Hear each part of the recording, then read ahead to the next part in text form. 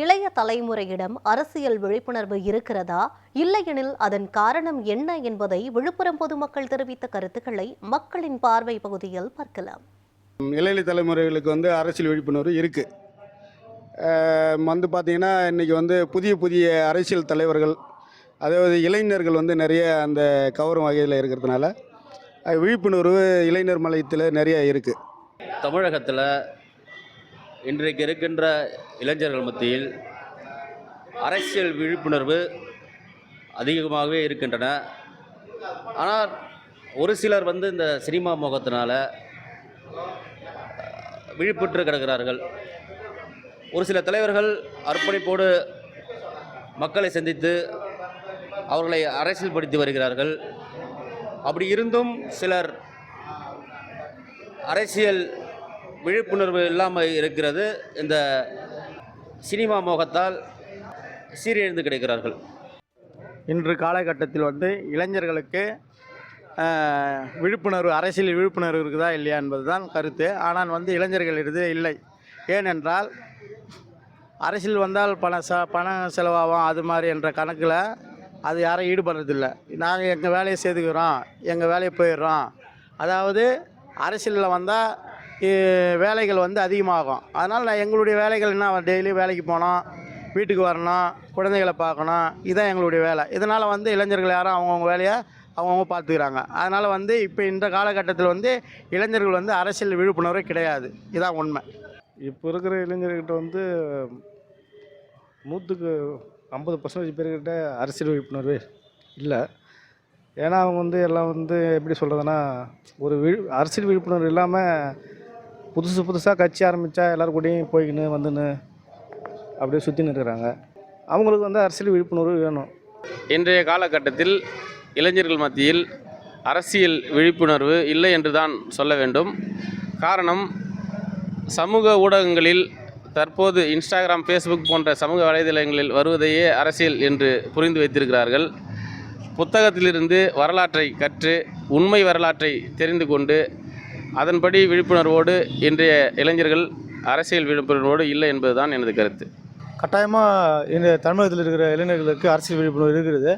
ஆனால் என்னென்னா, இப்போ சில கட்சிகள் உருவாகுது. சில கட்சிகள் முன்னோடியாக இருக்கிற கட்சிகள் மேலே இருக்கிற வெறுப்பு, அந்த மாதிரி காரணங்களால் இளைஞர்களுக்கு விழிப்புணர்வு இருந்து தவறான வழியில் மடைமாறி சென்று கொண்டிருக்கிறார்கள் இளைஞர்கள். இப்போ புதிய நடிகர்கள் மாதிரி சிலர்கள் கட்சிகள் உருவாகிறதுனால அவங்க மேலே இருக்கிற மோகத்தால் அரசியல் விழிப்புணர்வு அவங்களோட தவறான பாதையை நோக்கி போயிட்டு இருக்காங்க. இன்றைய இளைஞர்கள் மத்தியில் அரசியல் விழிப்புணர்வு என்பது சுத்தமாக இல்லை. அதற்கு காரணம் என்பது, பாதிக்கப்பட்ட மக்களுக்கு மட்டுமே இங்கே அரசியல் தேவைப்படுகிறது. பாதிக்கப்பட்டவர்கள் அனைவருமே மேலோட்டமாக தன்னுடைய வாழ்க்கையை வாழ்ந்து கொண்டு எந்த மக்களுக்கும் எந்த நன்மையும் இல்லாமல் அவர்களின் வாழ்க்கை மட்டுமே வாழ்ந்து கொண்டிருக்கிறார்கள். அதனால் என்னுடைய கருத்து என்பது, இந்த தலைமுறையும் அடுத்த தலைமுறையுடைய அரசியல் விழிப்புணர்வு இல்லை என்பதுதான் என்னுடைய கருத்து. சங்கரன்கோவில் பூ மார்க்கெட்டில் மல்லிகை பூ கிலோ 4500 ரூபாய்க்கு விற்பனை செய்யப்பட்டதால் வியாபாரிகள் மகிழ்ச்சியடைந்தனர். தென்காசி மாவட்டம் சங்கரன்கோவில் பூ மார்க்கெட்டில் தொடர் மழை மற்றும் பனி காரணமாக பூக்களின் வரத்து குறைந்ததால் மல்லிகை பூவின் விலை கூடியது.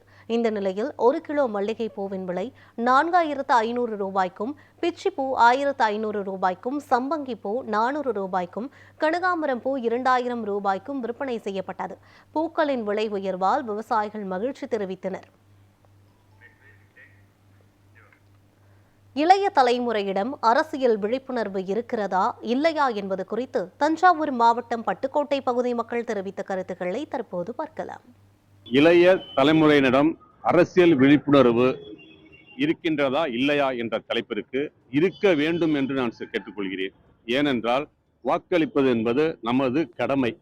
இந்த கடமையை இளைஞர்களிடமிருந்து நிறைய பெற வேண்டும் என்று இருக்கிறது. என்னவென்றால், அவர்கள் வாக்குக்கு அன்பளிப்பையோ பணத்தையோ அரசியல்வாதிகளிடமிருந்து பெறாமல், அரசியல்வாதிகளிடமிருந்து பெற்று வாக்களிக்காமல் சுதந்திரமாக வாக்களிக்க வேண்டும். அது இளைஞரால் மட்டும்தான் முடியும், இளைய தலைமுறையினால் மட்டும்தான் முடியும்.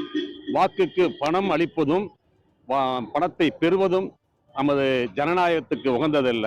அதை இளைஞர்களிடம் அந்த தலைமை பண்பும் வாக்களிக்க வேண்டிய கடமையும் அவரிடம் இருக்கும் பொழுது அது சரியாக செல்லும் என்று என்னுடைய கருத்து. ஆகையால் இளைஞர்கள் இளைய தலைமுறையினர் வாக்களிக்க வேண்டும், தலைமை பொறுப்பிற்கு வர வேண்டும் என்று என்னுடன் கோரிக்கை கருத்தை தெரிவிக்கிறேன்.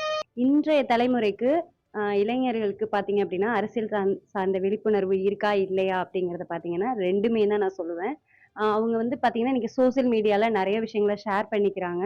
ஸோ அதனால ஒரு விஷயத்துல அவேர்னஸாக இருக்காங்க. ஓகே, எப்படி நம்ம வந்து ஒரு ஓட்டு போடுறதுக்கு என்ன மாதிரியான தலைவர்களை சூஸ் பண்ணணும் அப்படிங்கிற விஷயத்துல ஒரு அவேர்னஸாக இருக்காங்க. ஷேர் பண்ணுறதுல மிமிஸாக இருக்கட்டும், இந்த மாதிரி சின்ன சின்ன விஷயங்கள்லாம் அவங்க பண்ணிட்டு இருக்காங்க சமுதாயத்தில். இதை மட்டும் அதோட விட்டுற முடியாது. இதில் சில ஆர்வம் இல்லாத இளைஞர்களும் இருக்காங்க. ஓட்டு போடுறத ஒரு இம்பார்ட்டனா கூட நினச்சிக்க மாட்டேங்கிறாங்க. அது ரொம்ப ரொம்ப முக்கியமான ஒரு விஷயம் ஓட்டு போடுறது.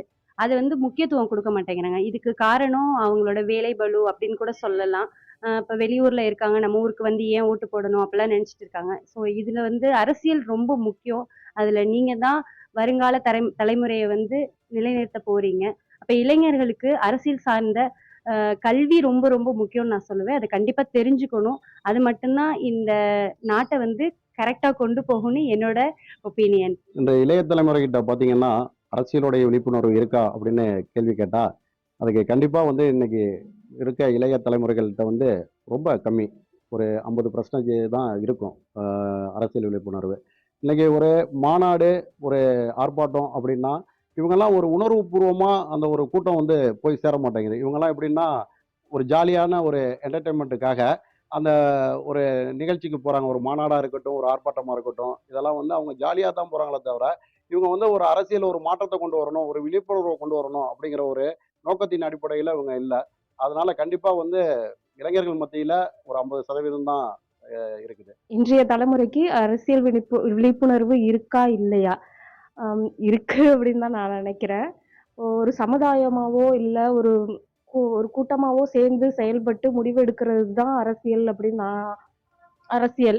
அப்படி இருக்கும் பொழுது இப்போ இருக்கிற ஸ்டூடெண்ட்ஸ் வந்து ரொம்ப தைரியமாகவும் ரொம்ப அழகாகவும் அவங்களோட எண்ணங்களை வெளிப்படுத்துறாங்க.